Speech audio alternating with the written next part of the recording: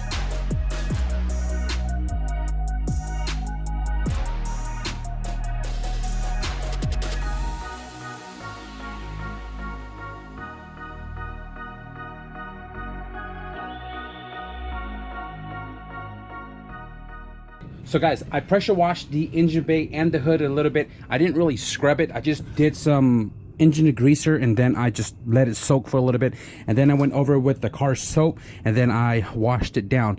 The back firewall was literally black. There was a lot of axle grease that went up. You can kind of still see it there, and it's a lot cleaner. It's most definitely a lot cleaner. I mean, it ain't the best looking, but it is a lot cleaner. So I kind of went over there to work on Blueberry a little bit, because there's some parts that my friend's gonna come pick up right now, and now we're gonna move into prepping the other long block with all of the stuff that we have compiled up here inside the car, and then get that long block ready to go back into the engine bay. So I have pulled the transmission and all of the parts out of the car and have it all laid out here.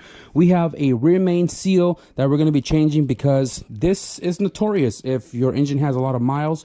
If you already have the engine out of the car, you may as well change it just to prevent leaks from happening in the future. We're going to be swapping starters because it is provided as well. A brand new clutch, because we don't know the condition of that one, and that has been hanging in the car fully open, exposed to the element for the last 2 years since the owner took the transmission off of it. We are going to use the flywheel and the hardware that's on there. Pilot bearing is going to be changed out. Release bearing is going to be changed out. On this little stool, we have all the transmission parts. Right here, we have 2 axle nuts. We have a B pin and the circlip for the B pin right here. This helps the B pin from popping out. These 2 seals right here are for the shifter. We're going to be popping the old one off and installing these guys. And then these 2 are for the axle seals. extra torque mount, motor mount, hardware. Inside here we have a brand new thermostat. We're going to be changing that. Hopefully the gasket is in there. He did provide the bracket and bushings for the shift linkage, and inside here is pretty much all the hardware that the previous owner took off from the car. So I'm gonna go ahead and put you guys on the laps and let's get all of this installed so we can again slap this sucker back into the car.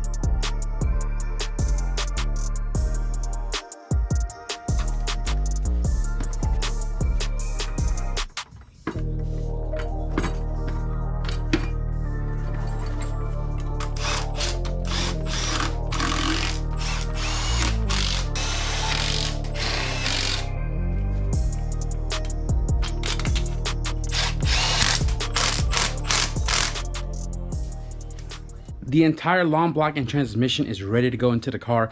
The last thing I did was install the harness from the previous engine onto the new one, and also transferred the fuel rail with the injectors. So everything that was provided to be installed is installed except the thermostat. The thermostat is a much larger one and there is no gasket, but I can't use it anyways because it doesn't even fit the housing. Although the one that's already in it was also replaced. So in that case, I mean, it's a fairly new thermostat. So this thing is pretty much ready to go into the engine bay. I'm just doing a once over real quick to make sure I didn't miss anything. And this engine does have engine oil in it. It's still nice and golden, and the owner of the car said to just leave it alone. He will change the oil himself and change out his own filter. So yeah, I think we're ready to roll this underneath the car and get it hung in there and make further progress.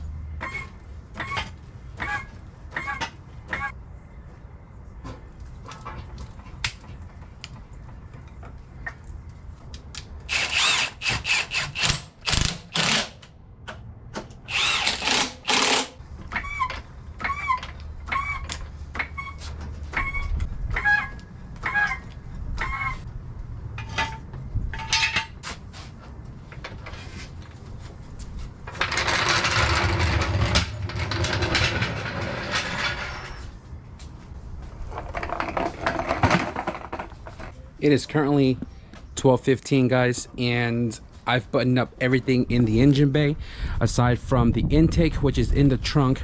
The intake is not on because I have to do the transmission fluid, but before the transmission fluid I have to do the axles, which is also in the back seat. So I didn't take care of anything underneath the car, like both axles and the shift linkage, because I don't really feel like crawling down there right now, and it is late. My hair is all freaking Medusa looking right now, but I'm stoked that everything's in the bay. Like, everything's hooked up. This is all ready to rock and roll. Fuel, vacuum, all the harnesses, radiator. Still need to find a radiator cap. Probably gonna buy that tomorrow, but I am gonna continue tomorrow though. I want to finish this up. I want to drive it around. I want to make sure it's all good and dandy before we cap this video out. We're gonna continue tomorrow to finish it all up, and we'll probably see you guys then. Guys, I've only been out here for about 30 minutes and it is freaking hot. But we have everything laid out that needs to go into the car. We have the axle left and right side with the new axle nuts here. We also have the shift linkage right here with the bushings, with the provided hardware. These are specific. And we also have the hardware for the exhaust manifold to the exhaust system. Now, this car is a CX, and I want to say that the cat originally sat here. So this car does not have a cat because this is a regular header, and a regular header normally has the cat attached to the exhaust, and we don't have one down here. But the good thing is the exhaust does line up with the flange to the headers. Also, Herb just pulled up, and yeah, with that being said, let's just get to work. But come on. Same thing like that one, but a wagon. Swear. Yeah. Axle nut, I mean, you can probably get this from the junkyard, but got them brand new, so we're gonna go ahead and rock it. Hopefully it's the right thread pitch. I mean, it looks like it, but yes, sir. How many Uggas, Herb? Never mind. Before.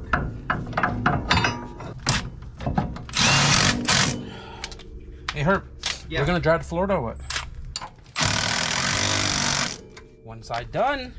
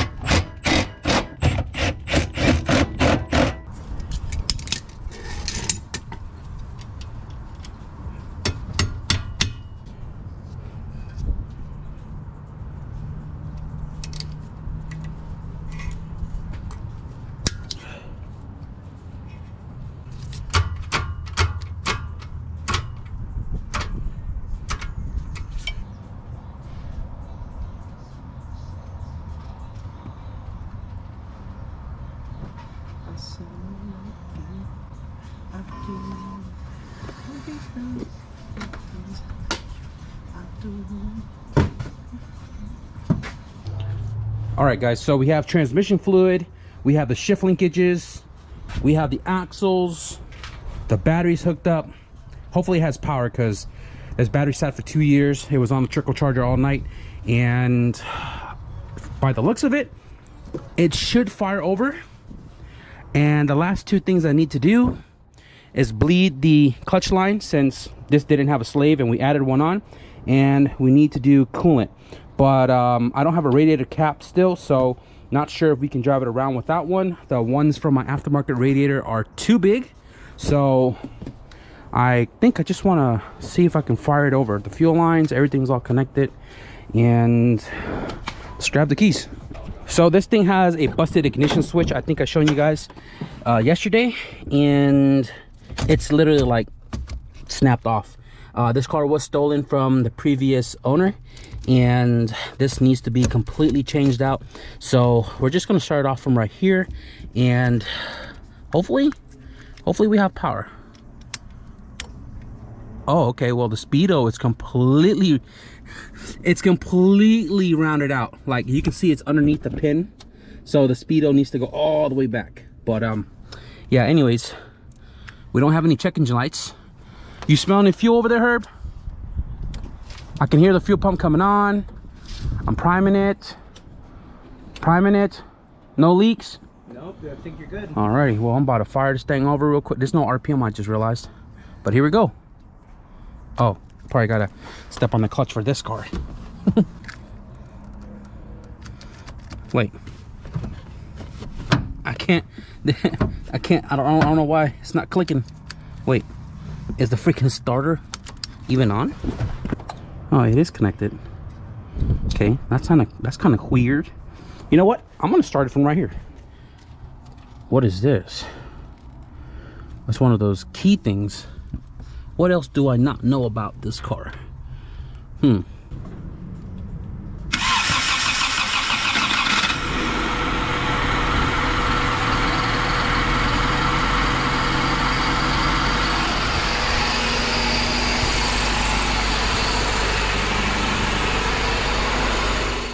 So you guys heard the car turn on, and now I got to figure out why it's not cranking from the inside of the car.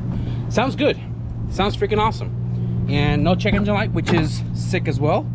So let me figure out something with the ignition system here and get this thing fired over from the inside of the car, and then we'll probably move into bleeding the cooling system. So the issue was this key was in backwards. So if you look, it won't turn on, right? But if I flip the key around, car's on already.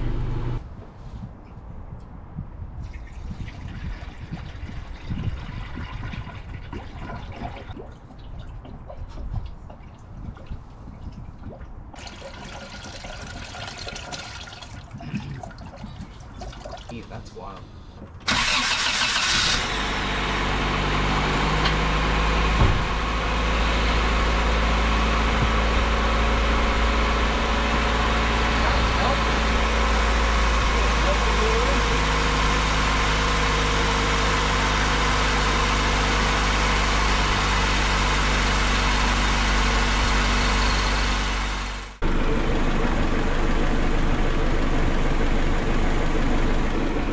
$20.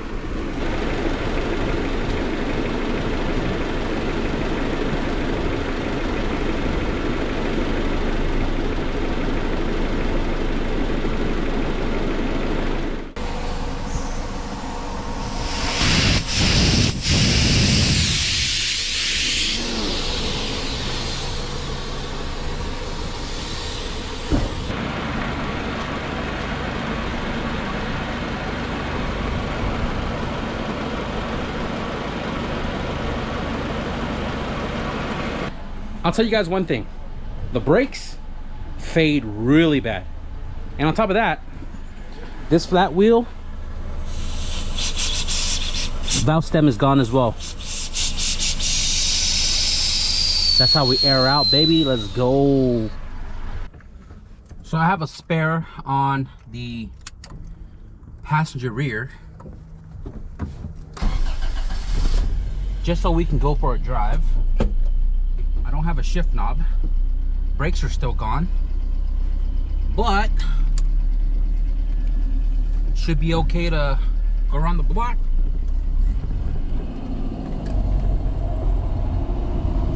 I need to move the 14s to the rear and the 13s to the front, because right now the car is literally pointing to the sky.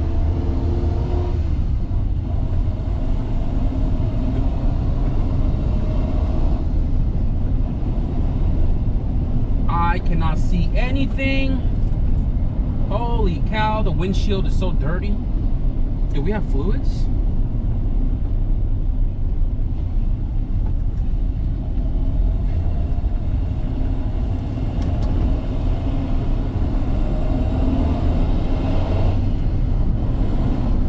Man, the motor feels good. Move the backs to the front.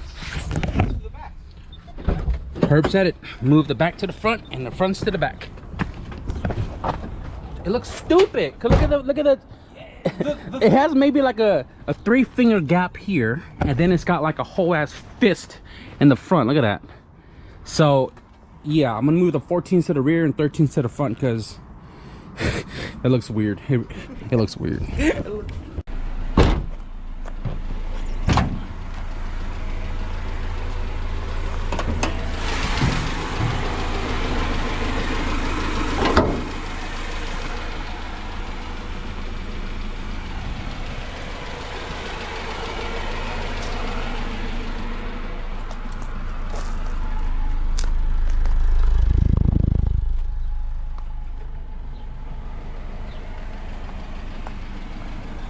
It doesn't feel like I'm looking at the sky anymore, switching the wheels around.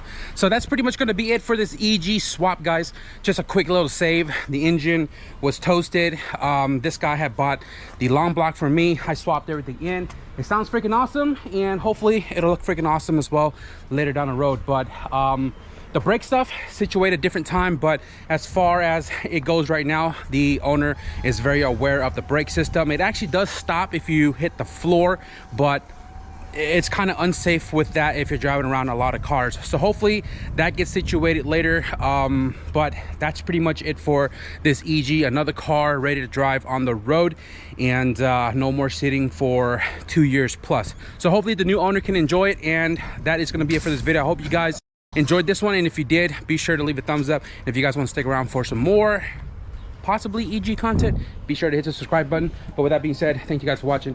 I'll see you guys in the next video. Peace.